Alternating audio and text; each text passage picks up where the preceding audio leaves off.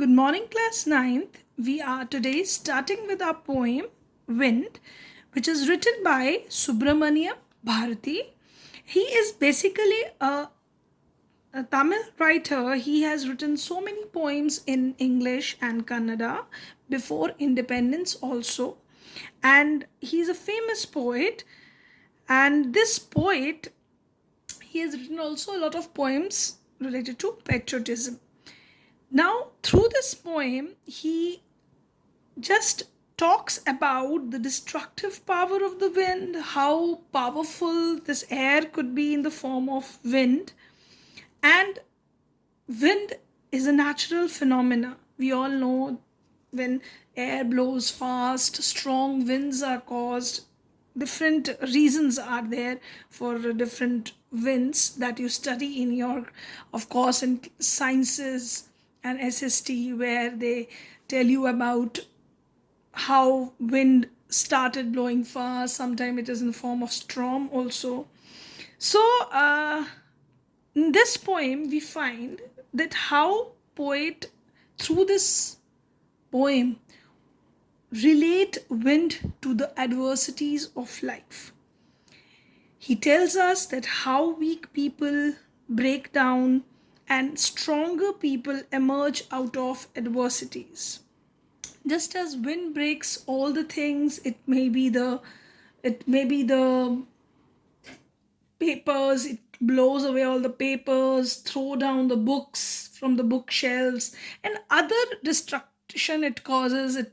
Uh, the houses are broken up, doors, windows. So much of destruction is caused by strong winds. But if the things are strong, wind cannot destroy them. Similarly, the poet relates human life that if we are strong, adversities cannot affect us. If we are strong enough, nothing can shake us, and we can become stronger day by day with every experience of our life. Now, let's understand the poem line wise, and I will be explaining you the meanings thoroughly. Let's start with the poem. Wind comes softly. Don't break the shutters of the windows. Don't scatter the papers. Now, in the beginning part of the poem, the poet is trying to say he's in the form of conversation. He's talking to the wind, and he's saying that don't break the shutters of the window. You should not break the windows shutters, and don't you should not scatter the papers. He's kind of trying to instruct the wind. He's talking to wind, and he says don't scatter the papers, don't throw down the books on the shelf. There, look what you did. You threw them all down. And he's saying that you should not throw the books from the shelf. And he's also saying that when wind blows, he says that what you have done earlier is that you threw all the books down, you scattered all the papers, you tore the pages of the books. Even when the wind is very strong, it can destroy so many things. If the windows are open, the things in your house which are very light, wind can blow them off. So the poet is saying that the books are torn due to the strong wind. You brought rain again. And we also know this wind is responsible for bringing the rain. Clouds blow away with wind, and then rainfall is caused. So you are very clever at poking fun at weaklings. So here the poet is trying to tell us that all the weak things, whether they are, um, houses which are not that strong, it may be the light things like paper or any other things, it may be the doors, rafters, wood, which are everything which is light. The wind used to make fun of it. That means he wanted to say that whatever things which are very light, it used to break down. So here shutters here refers to, now this poem is trying to tell us the strength of the wind, that how powerful a wind can be. In this first part of the poem, it is telling that. Now, here, poet is saying frail crumbling houses, crumbling doors, crumbling rafters, crumbling woods, crumbling bodies, crumbling lives, crumbling hearts. See, the repetition of the word crumbling is done here, which where the poet wanted to highlight, or he wanted to stress on this thing, that crumbling basically means when something is falling, or due to the something breaks out and then the breakage is caused, so that is referred to crumbling. So wind is not only crumbling the houses, it is not only breaking the houses, it is also breaking the doors, it is breaking the rafters. Rafters refers to the sloping beams of the sloping roofs, which supports the roof, that are refers as rafters. Crumbling woods would refer to the this trees and all that. Crumbling bodies, crumbling lives, crumbling hearts. Now, this crumbling bodies, crumbling lives, crumbling hearts, the poet is associating the strong adversities of life with the human life, that as the wind is breaking all the light things, similarly, the adversities of life break the human heart. It breaks the hearts and lives of people. Physically, it affects us. So one should be strong enough. The poet is trying to, through this poem or the example of wind, he is trying to symbolize all the difficulties, obstacles, struggles, and obstructions that we have to face in life. There we have to be strong enough. Then only we can face all the difficulties. So, just as the wind which destroys everything weak, so these difficulties can also break down weak people. So what we have to do, we have to be mentally strong, we have to be internally strong, our heart should be strong, mentally we should be strong, physically we should be strong. So that is the deeper meaning which the poet wanted to reflect through the example of wind. Now he says, the wind god winnows and crushes them all. He won't do what you tell him. So come, let's build strong homes. Let's join the doors firmly. Practice to firm the body. Make the heart steadfast. Do this, and the wind will be friend with us. Now the poet is giving the solution also, that wind god winnows.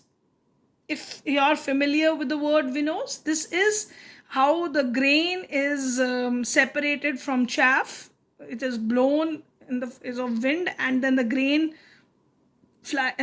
is fallen down, and the chaff falls apart from grain. So that's how the chaff and grains are separated by the method of winnowing. You might have studied it in science also, what is winnowing. And crushes them all. He won't do what you tell him. Now, wind is uncontrollable.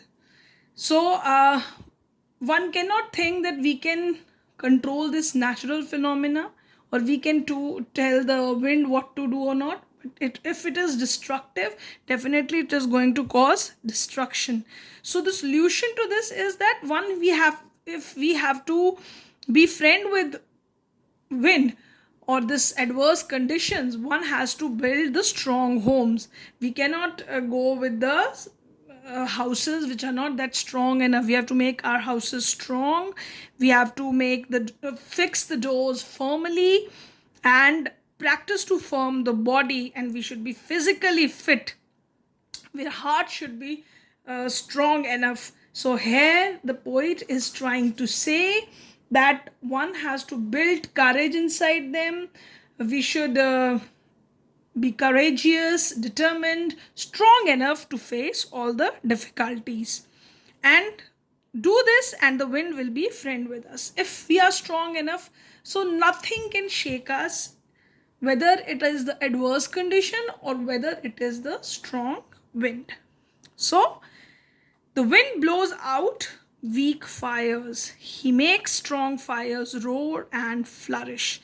His friendship is good. We praise him every day. So, if you have seen the small fires, if wind used to blow, these fires blew off. But what happened to the strong fires? Wind used to the strong due to the strong wind, fires roar like anything. They flourish, they become strong. And then what happened, this shows that if we are strong inside, no adverse condition can affect us. We can come out of all difficult situations and we can flourish. We can be stronger. We can be successful. So, his friendship is good. Now, the poet is referring to the wind, or we can say that symbolizing wind, he's referring to all the adverse condition that uh, one should do friendship with all the difficulties of life. Then only we can come out of that situation. We praise him every day. Now, the poet is saying that if we make friendship with adverse condition, we can come out of that situation easily, and we are going to praise those difficult situation which build us more stronger. So that's how the whole poem reflects the idea. It gives you a kind of moral that one should, how this wind is showing, through the example of wind, the poet is showing us how to tackle all the difficulties we face in life. Thus we achieve success and flourish in our lives. So this poem is not only giving you a moral lesson, but it's also guiding you how to make yourself strong. Life is so tough that many difficult situations come in our life and we cannot run away from that. Definitely we have to face those adverse situations, and we should learn to find out solution to that problem, and then definitely we become more and more problem solving person, and we don't feel difficult in difficult situation itself.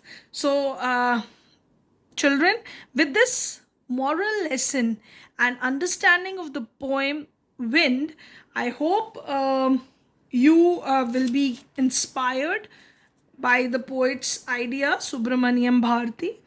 And now I will be giving you this poem word meanings, which although they are very less, so you have to write down these word meanings in your notebook. Very less word meanings are there. Poking fun means making fun of something. Weaklings, a person who is weak. Crumbling, falling or to cause something to break. Rafters refers to the sloping beams supporting a roof. And winnow means blowing grain free of chaff.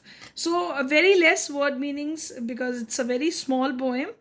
Apart from that, I'll be giving you the summary of the poem, which you will be writing down in your notebook. Now, two more things I would like to discuss with you in this lecture is that when we are studying poetry, you should be familiar with the poetic devices as well. In this poem, the poetic device anaphora is used. And what is anaphora? Anaphora is a repetition of certain words in the entire poem.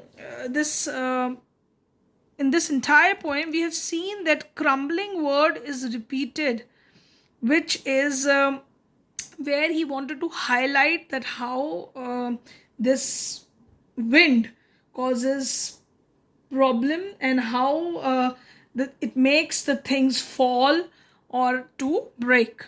So he's using this word. So the poetic device used here is anaphora. Apart from that, the whole poem is a metaphor, where he is, because this whole poems end on the note of application to humanity, to stand against all the adversities in life, to stand against it. So he is presenting wind metaphorically as all the adversities of life. So it is an applied simile. So the whole poem is in a form of a metaphor. So these two things which I wanted to discuss with you related to wind. I hope you understood the poem very well, and you will be doing the word meanings and summary in your notebooks. With this, I end this class. Thank you, class. Thank you very much.